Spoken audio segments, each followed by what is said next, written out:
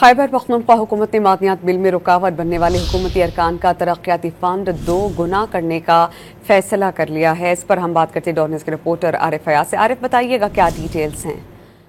जी बिल्कुल समिया, खैबर पख्तूनख्वा मादनियात बिल पर काफी मसला बना हुआ है। खैबर पख्तूनख्वा में इसको पास कराने के लिए हुकूमत मुतहर्रिक हो गई है।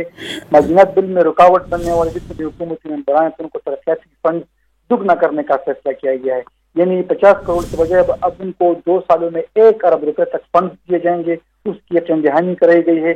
इस तरह मादनियात बिल मंजूरी के लिए इस बार अपोजिशन के मेंबरान को भी फंड देने का फैसला किया गया है। हुकूमत का ये प्लान है और है कि इसको मुतफ़िक़ा तौर पर असेंबली से पास किया जाए।